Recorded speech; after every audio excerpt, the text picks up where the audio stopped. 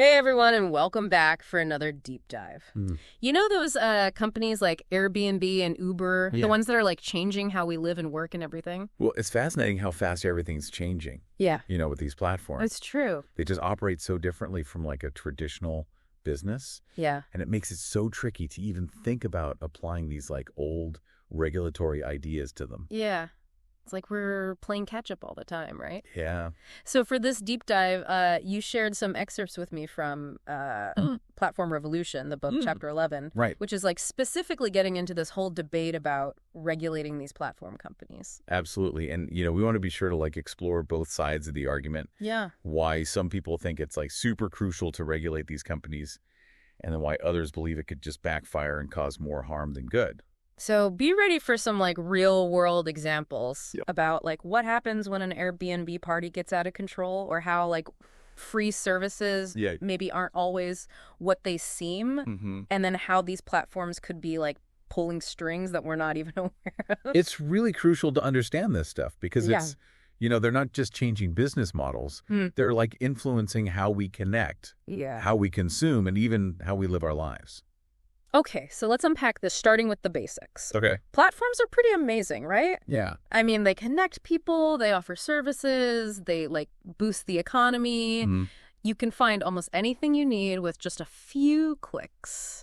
But here's where things get a little bit interesting. Okay. Have you ever like booked an Airbnb and then just wondered about the impact Yeah. in the neighborhood? Like, Oh, yeah. have you heard those horror stories about parties gone wrong, or Yeah. thought about like the impact on long-term housing and stuff? Yeah. Well, that's where these negative externalities come into play. Well, that's a fancy term, but like Yeah. the concept is pretty simple. Yeah. It just means that when people are using a platform, sometimes the costs kind of spill over onto people who aren't even involved at all. Right. So think like noise complaints, Oh, yeah. safety concerns, or even those like Yeah. crazy Airbnb horror stories we've all heard about. Yeah. Like these costs are basically being pushed onto the neighbors, the community, Hmm. even local governments sometimes. It's kind of like when you're at a restaurant Oh, yeah. enjoying a nice meal, Mm-hmm. but the people at the next table are having like a streaming match, Yeah. totally ruining your experience. Right. You're not part of their drama, but you're paying the price. You're like an innocent bystander. Yeah. Exactly. So is it fair for platforms to just like shrug off those costs? Yeah. Is it? Shouldn't they be held accountable for like the impact they have, even if it's indirect? Well, that's the million-dollar question, isn't it? Yeah. And it leads us right into this whole like Yeah. debate about regulation.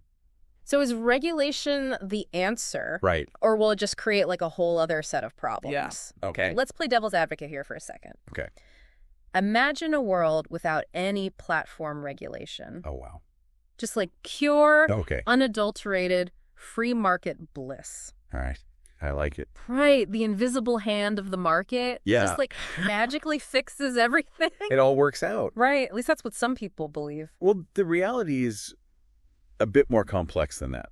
Okay. I mean, while free markets are amazing for driving innovation and Mhm. efficiency, they don't always self-correct, Yeah. especially when it comes to things like protecting consumers. Right. Or, ethical considerations. And then there's this whole concept of regulatory capture, Oh, yeah. which sounds kind of shady, to be honest. Yeah, it does. Can you break that down for us? So think of it this way. Okay. Imagine if, like, only pizza places owned by cats were allowed to deliver. Okay. That would be fair competition. Yeah, no, definitely not. So that's kind of what happens when an industry, any industry, Huh. manages to manipulate the rules Mm-hmm. to benefit themselves. Right. And it ends up stifling competition and potentially hurting consumers. Gotcha. A classic example is the taxi industry's battle against those ride-sharing companies, Oh, yeah. like Uber and Lyft. Like Uber. Yeah. Yeah. Wait, so you're telling me that sometimes having fewer rules Mm-hmm. can actually help consumers? Sometimes, yeah. That's kind of counterintuitive. It is, but it makes you think. Yeah. Yeah. I mean, if the taxi industry had been successful Yeah. at blocking Uber, Mm. would we even have ride-sharing apps today? Yeah, would we? Would we be stuck with like a less efficient, Mhm. more expensive system? Yeah, it's Interesting. interesting. It's a real head scratcher. It's a classic example of those unintended consequences, Yeah. even when you start with good intentions. Okay, but let's be real. We can't just let the Wild West Right. run rampant, can we? I mean, to a certain extent. Don't we need some rules of the road Yeah, to make sure that things don't completely spiral out of control? of course. I mean, think about food safety regulations Yeah. or Right. environmental protections. Uh-huh. Those are there for a reason, Well, right? okay. We need those. Yeah, history is full of examples of what happens when markets just operate without any guardrails. Oh, yeah. I mean, we've seen financial crises, monopolies that just crush competition, and, countless instances of consumers being harmed. So it sounds like we need to find that, like, Goldilocks zone. That's sweet spot. Not too much regulation, Yeah. not too little, but just the right amount Yeah, just right.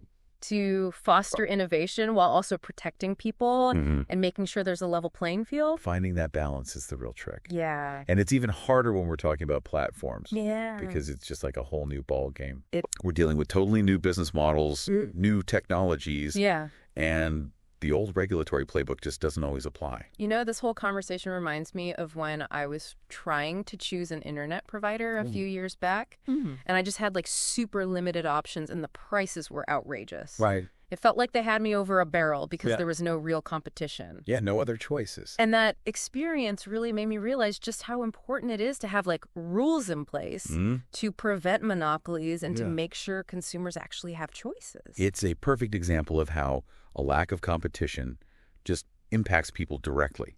Yeah. And with platforms, the stakes are even higher Yeah. because they touch so many aspects of our lives. Yeah, they do. It's not just about choosing an internet provider anymore. Right. It's about access to information, Yeah. essential services, and even like basic rights. So we've established that platforms are powerful. They can have both positive and negative impacts. Right. And regulation is just this like super complex issue with no easy answers. Definitely not.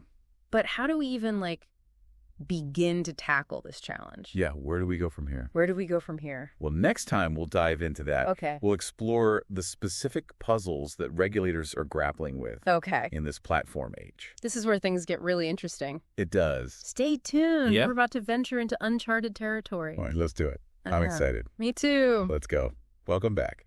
So last time we were talking about like the challenges of regulating platforms. Right. Like how do we find that balance between fostering innovation Yeah. and, protecting consumers at the same time? It's a tricky balancing act. Luckily, the authors of Platform Revolution offer some guidance on how to navigate this whole like uncharted territory. Yeah, I'm curious. They outlined like a multi-pronged approach to regulation that takes into account all these unique challenges Right. that come with platform businesses. Interesting. So first off, they emphasize that we need to like update existing laws Okay. to reflect how platforms actually operate, Yeah, that makes sense. especially in these like multi-sided markets Right. where the traditional rules of competition don't always apply. This reminds me of that example we were talking about earlier Yeah. about Amazon's pricing strategies.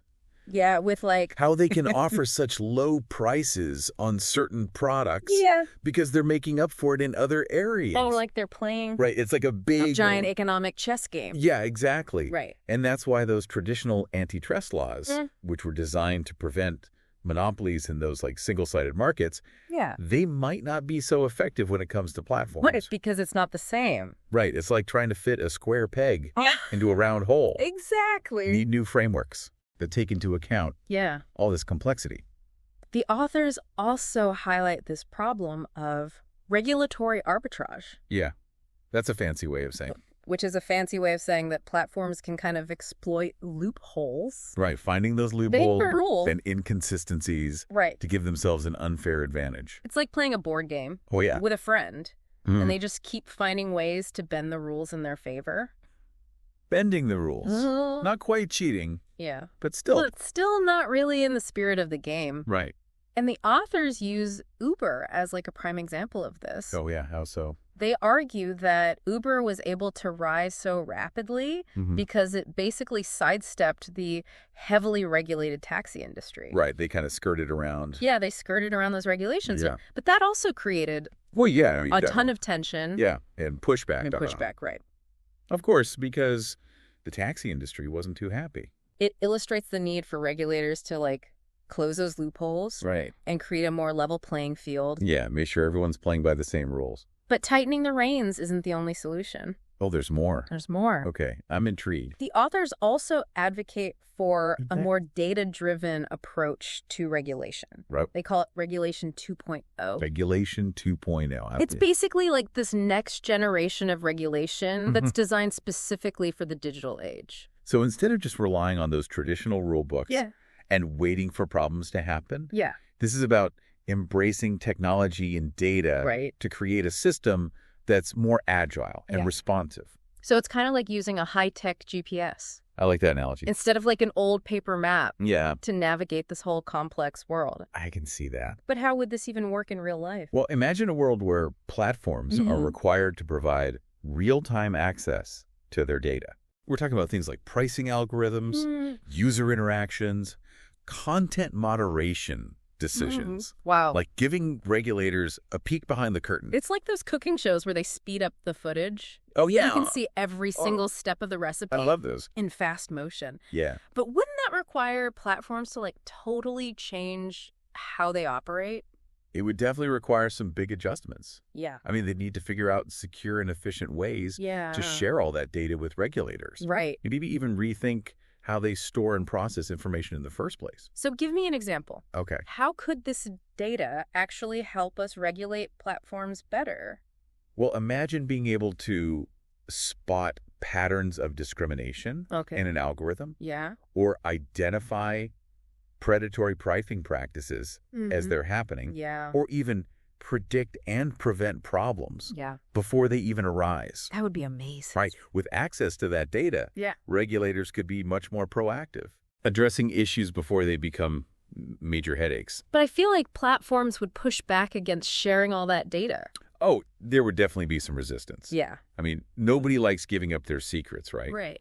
But I think this is a great opportunity for collaboration. Okay. Platforms and regulators could work together to come up with standards and best practices for data sharing. Yeah. You know, making sure it's done responsibly and securely. Because at the end of the day, it's in everyone's best interest to have a system that encourages innovation while also protecting consumers. Absolutely. Platforms need to maintain that trust with their users. Right. And regulators need to ensure that everyone's playing by the rules. A level playing field. So it's not just about complying with the rules. Right. It's about going above and beyond to earn and maintain that consumer trust. Exactly. And this brings us to another really important point. Oh, there's more. There's more. All right, lay it on me. This is like peeling back the layers of an onion. Oh, I love a good onion analogy. Each layer reveals something even more fascinating. All right, so we're back, and we're going to unpack this last layer of the platform regulation onion. Oh, I like it. We've talked about the challenges. We've talked about like needing to update the regulations and the importance of like platforms taking responsibility. But there's one more big idea, this Regulation 2.0. Regulation 2.0. So tell me more about that. Well, think of it as like the next generation of regulation. Okay. It's built for the digital age. Yeah. So instead of relying on like those old rule books and, you know, just waiting until something bad happens to react. Right. Regulation 2.0 is about using technology, using data to create a system that's more agile and effective. So it's kind of like a high-tech GPS system. There you go. Instead of an old paper map. But like in the real world, how would this actually work? Okay, so picture this. Okay. Platforms have to provide like real-time access to their data. Give me some examples of what kind of data we're talking about. We're talking about like pricing algorithms. Okay. We're talking about user interactions, content moderation decisions. Okay. Basically giving regulators a peek behind the curtain. Wow. So they can really see what's going on. So it's like those cooking shows. Oh, I love that. Where they speed up the footage. Yeah. And you can see how the sausage is made. But I feel like platforms would have to like totally change how they operate. Right. Oh, yeah, they would have to make some big adjustments. Yeah. They'd have to figure out secure and efficient ways to share all that data. Yeah. And they might even need to rethink how they store and process data in the first place. Okay, but how could this data actually help us like regulate platforms better? Okay, imagine you could spot like patterns of discrimination in an algorithm. Oh, wow. You could identify predatory pricing practices the moment they happen. Okay. Or even predict and prevent like potential problems. It would be amazing. Yeah. Right. Before they even happen. Right. But would platforms be willing to share all that data? Why? I feel like they might push back against it. Oh, yeah, there would definitely be some resistance. Yeah. But I think this is also a great opportunity for Yeah. platforms and regulators to really collaborate, Mm-hmm. work together to develop standards and best practices for data sharing. Because at the end of the day, Right. everybody wins if we have a system that both encourages innovation Yeah. and protects consumers. That's the goal. Platforms need to maintain that user trust. Right. And regulators need to make sure that everybody's playing by the same rules. So it's not just about checking boxes and following the rules. Right. It's about going above and beyond to really Mm-hmm. earn that trust. And consumers have a part to play in this too. Right? Oh, absolutely. It's not just on the platforms and the regulators. Right. Consumers need to demand greater transparency and accountability from these platforms. Mm-hmm. We can vote with our wallets. That's right. We can support companies that prioritize our privacy. Exactly. So Regulation 2.0 isn't just about government oversight. Right. It's also about giving consumers more information That's right. and a voice. Empowering consumers. Yeah, Yeah. exactly. So we're not just at the mercy of these giant platforms. Right. We can actually help shape how they operate. I like that. Shaping the future. This has been such an insightful conversation Yes. about platform regulation. Yeah. We went from the basics to The cutting edge. the cutting edge. Yep. What's the most important takeaway from all this? Well, I think the biggest takeaway for me is that Yeah. the future of platforms isn't set in stone. Hmm. It's a conversation that's happening right now. Yeah. And we all have a role to play in shaping that future. Absolutely. Whether you're a tech enthusiast or a concerned citizen Yeah. or just someone who uses these platforms every day. Platforms are powerful tools. They are. They can be used for good or for bad. Right. It's up to all of us to decide how they're used. Exactly. Well, that's a wrap. Wow, that went by fast. I know. We covered a lot of ground. Thanks for joining us on this deep dive My pleasure. into the complex world of platform regulation. Absolutely. Keep exploring, keep Yes, sir. questioning, Keep learning. and we'll catch you next time. See you later.